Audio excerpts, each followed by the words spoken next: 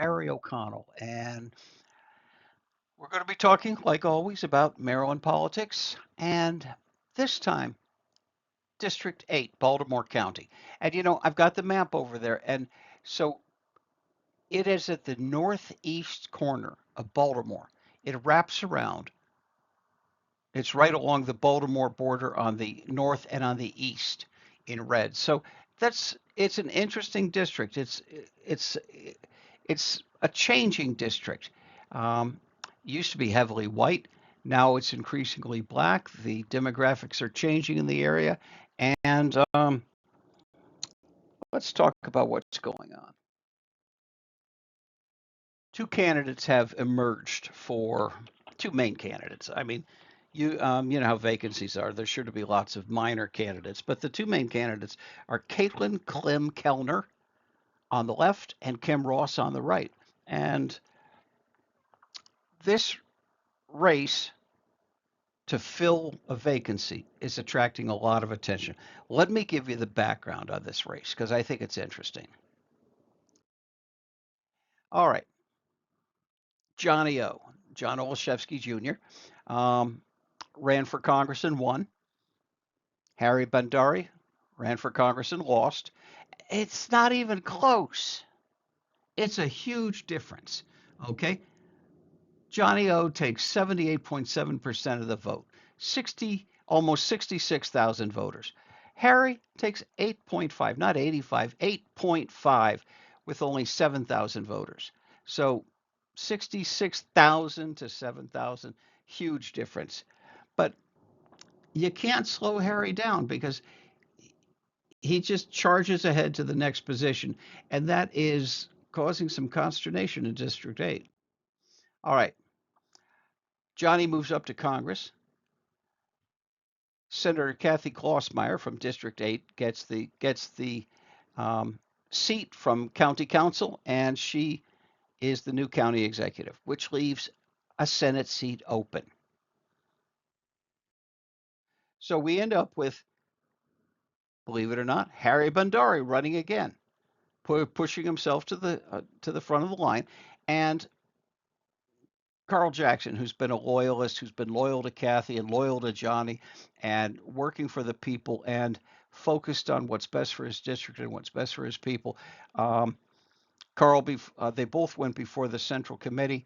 The Central Committee picked Carl. Now you have to understand, by Maryland law, when there's a vacancy, there are times when the Central Committee picks the replacement, and it has to be of the same party as the person who vacated the seat. So Kathy was a Democrat. That means the next senator has got to be a Democrat. So they pick Carl, and he's a Democrat. He takes the Senate seat, and there he is being sworn in by Bill Ferguson. And when Carl moves up to senator, that opens up a delegate seat. Now, with Caitlin and Kim, here's the thing. Harry has decided that he's going to push as hard as he can for Caitlin to win the seat. He wants to exert his dominance. Well, he doesn't have any dominance. He lost. He lost the congressional race badly. He lost the appointment to Senate, and now he's going to come on in and he's going to try and knock Kim Ross out of the way. And Kim is somebody who has a broad depth of experience in her neighborhood, in her section of town, in her district. I mean, in her county. She's on the central committee, and whenever you see something that's Democratic happening in Baltimore County, she's probably helping to organize it or doing the organization and a lot of the work. She's a worker. She's somebody who's shown that she's for the people, first and foremost, for the people. And she's not running out of ambition or greed. She's running because she serves. Just a kind and generous person. So now people are starting to get upset with Harry, and this creates a difficult situation because Harry's up for reelection. Well, they're all up for reelection in 26. All the delegates, all the senators, the governors, the congressmen, the state officers, the comptroller, the attorney general, everything's up in 26. And really, the race is already starting to form up. Okay, people are looking at who they're going to support. It used to be that, you know, campaigning didn't start until well into the year.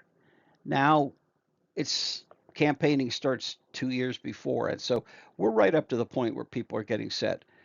Once we get through all the special elections and everything, we're going to start seeing a lot more people campaigning for the 26 elections.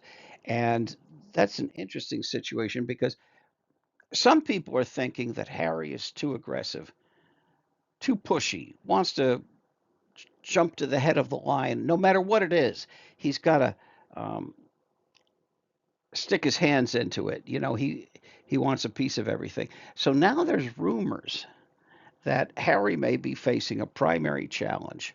Um, don't know for sure. I haven't talked to Deli about this, but there's people who are saying that Deli Okafor um, could run for delegate, knock Harry out, and with the strong support of her boss, Brooke Lehrman.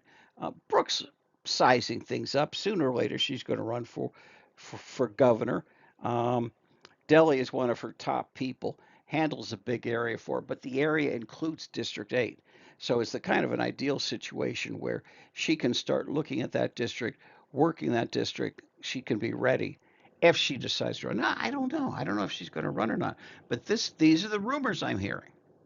They want to run a slate of Carl Jackson as senator, um, and then Kim Ross and Carl. Um, let's see. It's hard to tell exactly who's going to run, but there could be a big shakeup in District 8 because some people are pushing to usurp the prerogative of the senator. Normally, when you fill a vacancy, it's a combination of the Central Committee, and by the way, Kim Ross is a member of the Central Committee. It's a combination of the Central Committee for that district. So the Central Committee members from District 8, which is 5 people. Kim's already one of them. She's got to get 2 more votes unless it gets split up between a few votes. But it's very likely that Kim will be elected. And then there's people talking about the need to challenge Harry in 26. Don't know what'll happen, but Brooke is ambitious and she's looking around the state. Who knows? She could encourage one of her people to run. And that's it. Okay.